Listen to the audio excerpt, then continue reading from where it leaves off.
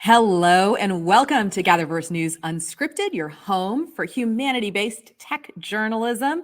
I'm your host, Priya Clemens. It is a pleasure to see you again. If you know a little bit about me, I've worked in video for a very long time, but it has been 2D, right? Just what you see on the screen in front of you, what you're seeing right now. But in recent years, there has been an explosion of content that is 3D. We are going to speak today with someone who is very well versed in making this sort of content to understand what's going on in the business right now, how you can potentially get involved, whether you're using that video or creating it yourself. Dan Krolchek, he is the VP and GM of Partnerships for Creator Up. Dan, welcome to the show. Hi, thank you. Thank you so much for having me. Great to be here.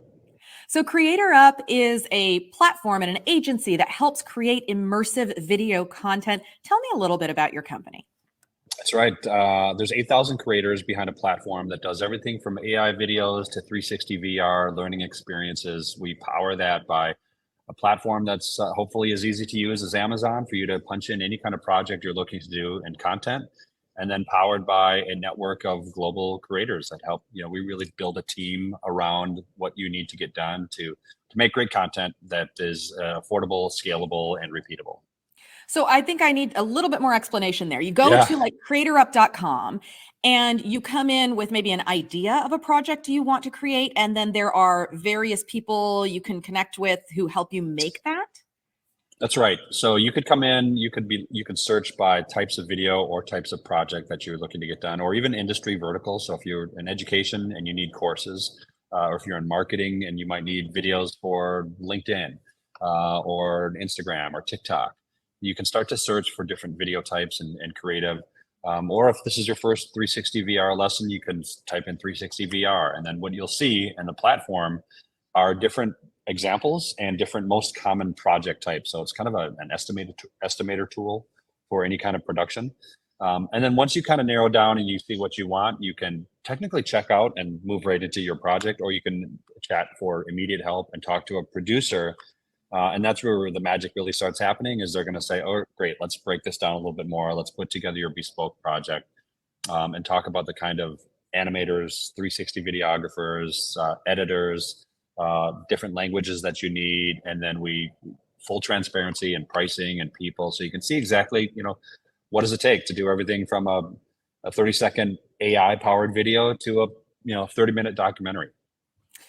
Well, I would love to see some of this content. While you and I are incredibly good looking and charismatic as it is, why don't we show people a little bit about what you've done? So the first thing I want to show is a clip that you took, that you created from Fleet Week here in San Francisco, where you sent a meteorologist up in a plane and you shot it from all these angles. So let's listen to that for a moment. It's a 6-minute clip. We're going to show just a little bit of it.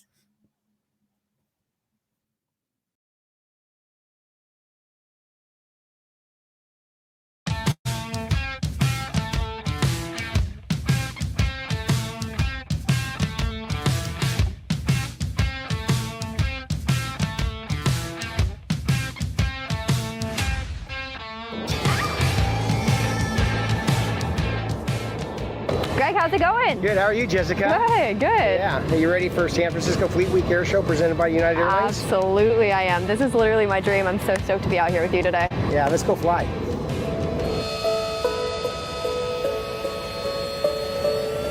So I hear you're a pilot as well? I am. I fly UH-60s out of Mesa, actually, for the National Guard here in California. Incredible. And I heard your wife's a pilot as well, right? Yes, she is. She's a captain on the 747, probably one of 10 in the world. It's not a lot of women in aviation.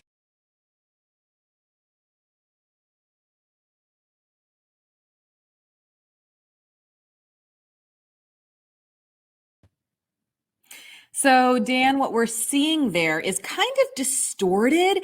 Can you explain to our audience why we're seeing what we're seeing right here? Yeah, so what we're looking at is really 360 VR in a 2D screen. So imagine, taking your full 360 view and compressing it into a small screen, and we're showing this so people can see what they would see in headset, or if they watch it, on their iPhone or on their desktop, where they can mouse things around. So this is what we sometimes do in 360 preview mode. So you can get an idea of everything you see inside the sphere of the headset or smartphone or desktop. Right. And it is, tell me a little bit about what it takes to create this sort of content. How many cameras Yeah. do you have out there? Yeah, so this one, and maybe we can put the links in there so folks can watch later and kind of get a sense of what you just saw right there. But you saw the approach of walking up to the plane where CJ, our producer, who worked very closely with the KPIX team and CBS Bay Area News, did a great job of. They wanted us to bring everything possible to tell a great, affordable story within scope, and not bringing a crew of 25 people or anything. This was literally two people on our crew and a couple people from KPIX, including Jessica Birch, who's the meteorologist, who's also an aviator, an Apache helicopter pilot with the U.S. National Guard. So, number one, start with, is there a great story to be told? Like, why is this good in 360 VR? And of course, going up in a T-33, historic Air Force jet with Greg, who's the pilot, Ace Maker air shows. You got a lot of great things happening there from a visual perspective. And how we did it is we talked about, what's the story first and foremost that we want to tell, and should it be told in 360 video? Like, is there a lot of great things to look around and see? And we realized, like, everyone has done or maybe even seen a 360 VR flight. Like Blue Angels have done a lot of this, where you're in the cockpit. So we wanted that in the cockpit feel. But we also wanted, like you see here, is we mounted to the belly of an airplane. And what was very convenient is Greg actually had clips already set that he had done with little GoPros for different pieces. We modified those to put 360 cameras in these different places. So as the story is progressing, you're seeing actual shots kind of continue to be edited from different angles. So some of the things Jessica is talking about later when they go into their role, you get the perspective from the outside of the airplane, the inside of the airplane. You can see Greg, you can see Jessica. And there's definitely a lot. We want to keep people entertained, informed, and educated as they watch one of these. So this one, there's 5 total cameras. And then including even some additional content that we shot kind of pre-flight and then post-flight, that at the end of the day, we used a small amount of it to tell the great story about Jessica and women in aviation and Fleet Week all together. Let's take a look at another one. You did another one here Yeah. in San Francisco, which is the high stakes world of the bar pilots. These are the boats that help guide the very large container cargo ships in and out of the bay, the narrow mouth of the bay underneath the Golden Gate Bridge. So let's take a look at that as we chat a little bit further here. How difficult is it to get into these places, to access the points that you need to be able to put a camera up, to make sure that you're only capturing what you want? Because usually we're used to a videographer who can stay outside of the camera's eye. That can't happen when it's 360 video. Exactly. Yeah, if you look closely at a lot of 360 projects, you might see, an extension wand, a boom, or a DP team somewhere over in the corner. We do our best to try to think about exactly that. I mean, you're right, Priya. Like, a lot of the times, people are just focusing on that rectangle typically, but in this shot, you don't see our team. You don't see a tripod anywhere. So you have to think about that, and you have to. A lot of times, it's the host that you're going to. They have to realize all of that has to go. Your team can't stand around and watch unless they want to be in the shot. And there's some things in here that are very difficult. This is Hugh Ho. He's a YouTuber. He's our co-founder. He climbed up the side of the ship, as did Itai, with a 360 camera, protruding out his backpack to get the view of what it felt like to do what is the dangerous worlds of these bar pilots that a lot of people don't realize. They go out, into the bay or into the ocean, and they actually board the moving ship, and that captain takes over the other ship and helps navigate it through the giant sandbars that are outside the Golden Gate Bridge to help protect the environment.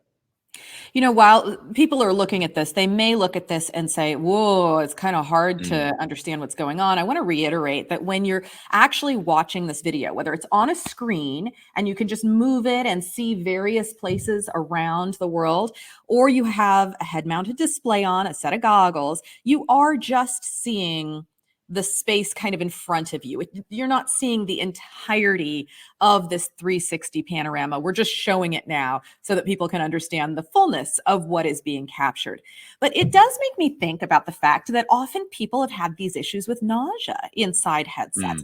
How do you feel like that is progressing, Dan? Is that getting better? Does it feel like people are able to engage with these stories without having kind of a physical negative reaction?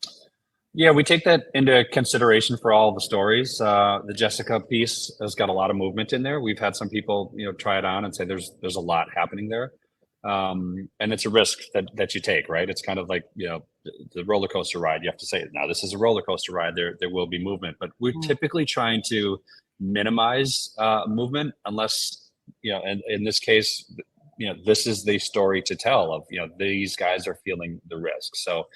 Now there's some things that have helped with that that you can take into consideration in filming. One is the height, right? The eyesight level. So if immediately you're filming from way up here on a boom, you're taking the person out of their normal comfort zone. Unless you're over 6'4", you don't need to have the microphone and the camera all the way up there. You want to keep this guy at about typically around 5 feet. Or less, depending on what you're doing. So also the quality of the resolution going from the past of what it's been, and the quality of the resolution, both in the cameras and the headsets, immediately makes people feel a little bit more realistic, because if it's out of focus, your brain is already saying what's going on here. This is not normal. And when it's in focus, and also, like you mentioned, is we help people with a focus topic. So in this case, when Itai is talking about whether it's the bar pilots or the redwood forest, we're focusing on that element and letting the person make the conscious choice to wander. So this is a common mistake in editing, is moving it all over the place, right? Let the user decide where they want to look around. And we've watched people put the headsets on and pretty much just watch what's in about 150 degrees film view, although everything else is there. And then they might on the next watch go and look for more things, Easter eggs, more to the story of what they missed, just to explore more. So if you film it right, the user will keep things under control, and the nausea is getting minimized. And it does really transport you to amazing places, right? You have another one called Hope on the Slopes. And this is in the Tahoe region, right? And again, heartfelt story, also beautiful location and vistas.